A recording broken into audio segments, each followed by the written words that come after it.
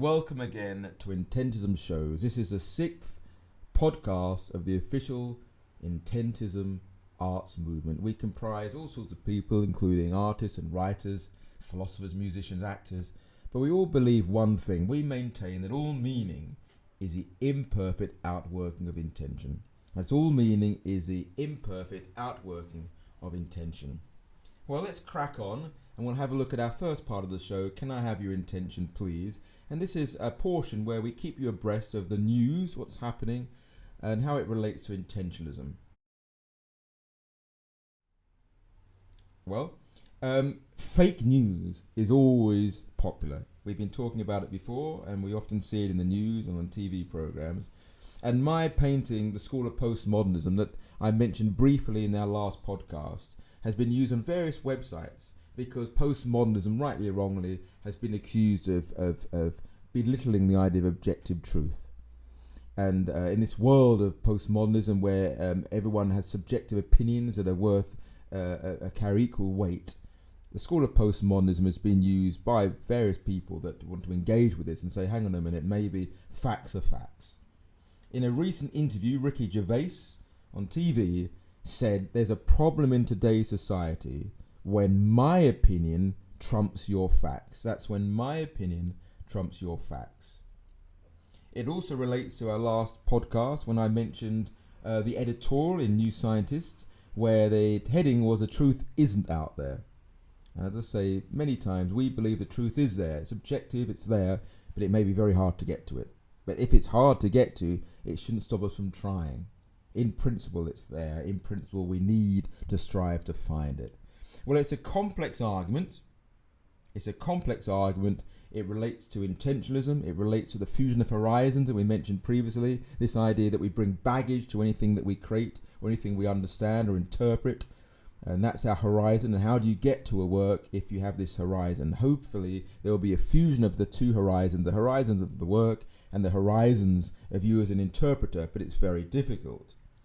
There's also problems with whether we can know anything, built on various people like Freud, looking at with psychoanalysis, looking at whether we can understand our mind, whether there's too much unconscious works going on in our brain and our mind to fully understand things consciously and objectively.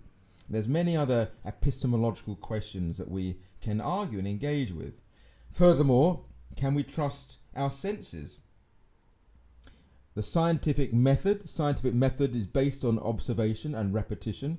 Well, how do we know that what we observe is true? Can we trust our senses?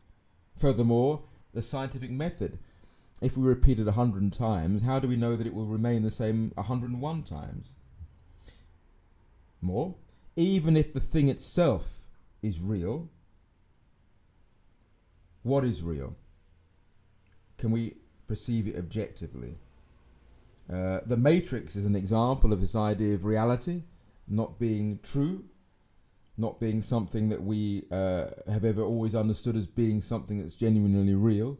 And Elon Musk, very, very famous man, Elon Musk, as you probably know him better than I do, he has had an argument that's been on various YouTube videos recently, and that's the idea of simulation. And his argument about the reality of the cosmos goes something like this, and it's a very interesting argument.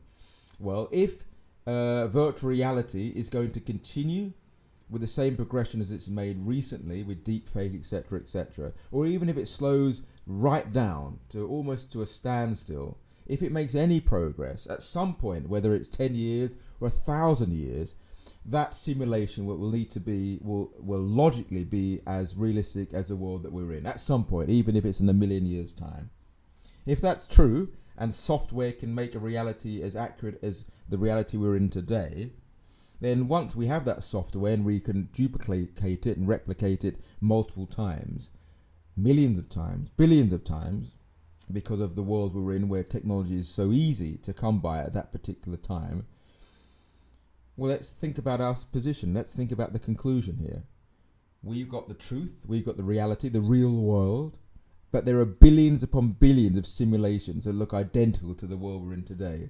And Elon Musk's argument is this: why are we so arrogant to think that this world that we're in is the one world that's real? It would be billions and billions to one. And if the future will be that simulation will be as real as this, then he says that the evidence is overwhelming that this world must be a simulation. It has to be, according to his beliefs and theories. So interesting argument.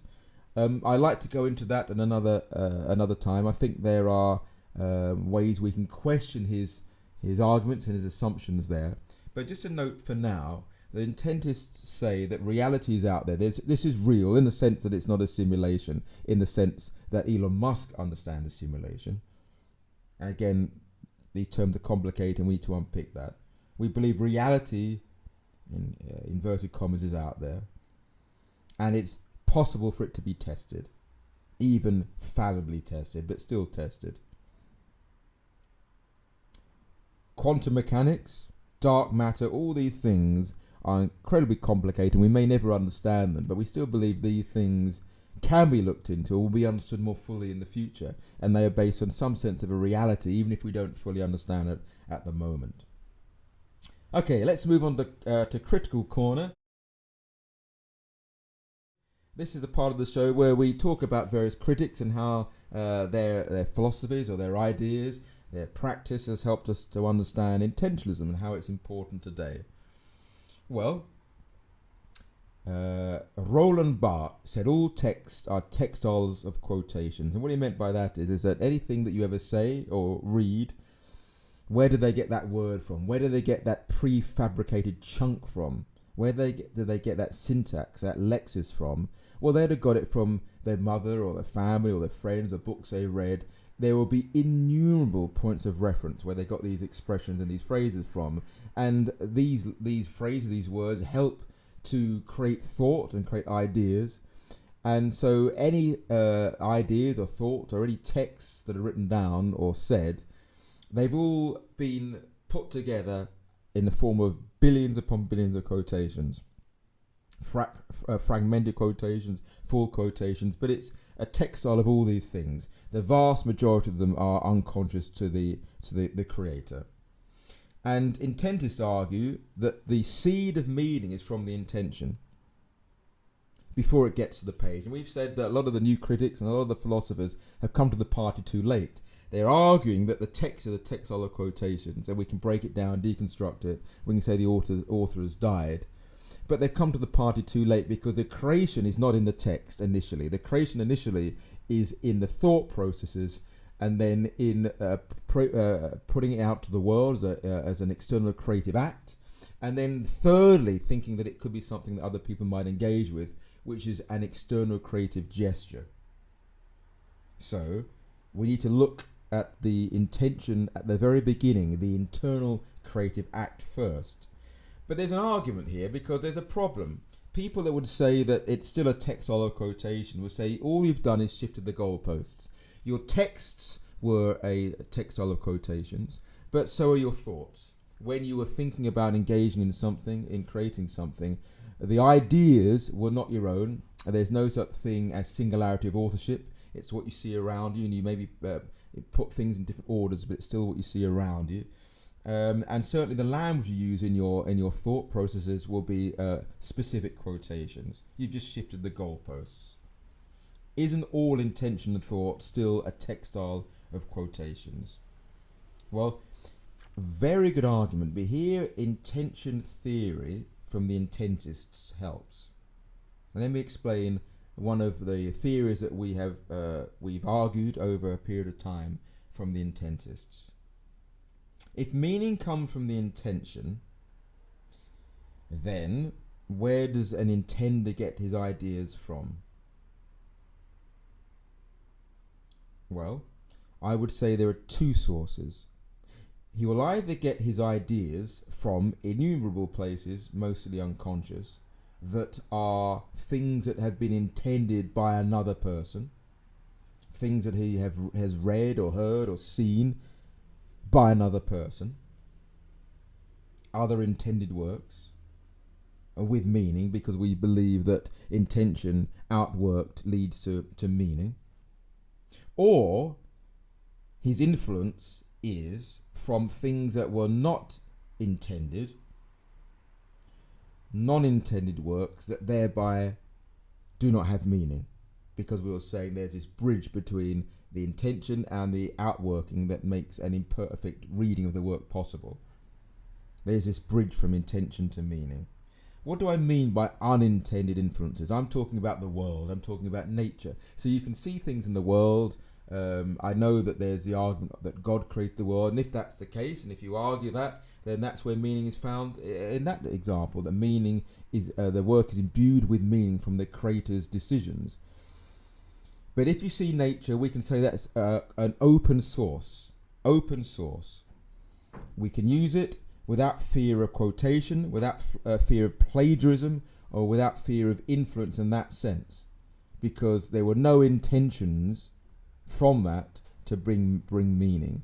So, how do we argue and discuss this concept of intention just being the goalpost shifted and intention is still a textile of quotations? Well, we say in many cases it is, that you are still being influenced by various thoughts and ideas from other people. But there are other areas that burst this bubble that would say that all your work is entirely a version of other people's works, that is open source, that is not an intended work and therefore had no meaning in itself. But then you bring it into your intention and then you give it meaning. So it's more complicated than just a collection of copycat ideas, because we believe that if the influence is not from an intended source, then it's open source and you're not stealing someone else's meaning. William Irwin, an intentist, in his PhD work wrote on intentionalism, and he tries to solve the problem or look at it from a different angle with his concept of author. That's you are author. You are author. And his idea is that, okay, I believe that the intention is important and we need to look at the author and his textbooks and his notebooks, his sketches, his interviews. But most of the time, Shakespeare or whoever it might be, you can't get to this person. They've died, or they maybe don't fully understand the work themselves. It's a problem. So he believed in forming a author construct, building an author construct. If you can't get to the real author, you ask the same questions to construct an author, the author, and then you look to the intentions of this construct, which I think is a very good idea. The only slight reservation I have is that I believe, and a lot of intentists believe, that one clear way of understanding work is that it's the vehicle that gives communication from one mind to another mind. Now, if you talk about author, you've got a construct of a mind rather than this very human instinct of creating a work to engage with communication of one mind to another. So that would be perhaps a problem. Okay, let's look at Practice Makes Imperfect, the part of the show we look at intentist artwork and work that reflects intentionalism. And I like to look at the work of Govinda Sar. Govinda Sar has been an intentist for many years. And his work of the last few years, some of his maybe more recent work isn't quite the same, but his work of the last sort of 10, 15 years that I've known him looks very much like stars and paintings that look very much like astronomy. And one thing that he is very concerned about, and we've been very interested in as well, is that it's a narrative. And that's important because one of the arguments related to most of the philosophers that engage with intention being invalid is that they look at artwork as being linear. And if there's this linear story in the artwork, then the arguments related to breaking it down and turning it in on itself and the death of the author become more relevant. It sounds a little bit ambiguous or unclear, obscure, and I'll have a look at that in a subsequent week with you, how work that's linear fits in with the story of things. But just as a taster, work that is linear then subscribes to this horizon that your work has a beginning, a middle, and an end, or at least it continues changing in a linear way. Even if it doesn't have a beginning or an end, it's still continuing, evolving and changing in a linear fashion, in the same way as our lives do. But what if there's a work that's a narrative? Now, texts are difficult because text, you generally presume that you read letters sequentially, letter by letter, line by line, paragraph by paragraph, page by page. But some artwork are different. Now, I would suggest a lot of artwork, there are certain things that catch the artist's or the viewer's attention, whether it's a particular different colour, a bold colour, where all the rest of the colours are a little bit more faint, or a particularly violent image or graphic image, something like that. There are certain things that I would say draw the attention of the viewer quite easily, and in that sense they wouldn't be fully linear, non-linear rather. However, Govinda Sar with his constellations, a lot of the artwork has similar motifs and shapes throughout the whole of the painting, and most viewers, when they look at the artwork, begin and end in different places. So there is a sense that it isn't linear and it's not narrative, it's a narrative, and in that sense it kind of helps to prick the bubble, to burst the balloon of some of the theory related to the fusion of horizon, the baggage that we have when we're looking at artwork. And again, there will be some artwork I'm sure we'll put on this podcast for you to have a look at by Govinda Sar, so you can have a look at it for yourself. And look at our website, www.intentism.org, and there'll be lots of examples of his work there on show. That's it. So keep watch. Lastly, please keep watching for all the usual content of looking at art and intentionalism in the news, various Intentist artwork. We'll have a look at some more detailed images from our Intentists in the next few weeks, the next few podcasts. Please subscribe and like our videos. Comment, keep the comments coming. We try and include them in the programs when we can. And please look at the over 50 Intentist bites, these short animated little videos that look at one particular part of intentionalist theory and discuss it. And again, please look at our official website, intentism.org, where you can see everything. There's our manifesto there. There's interviews with multiple people who believe in intentionalism and are against it. There's portfolios of our artwork and many, many things. So please check that out. Thanks for listening or watching, and we'll see you again soon. Bye for now.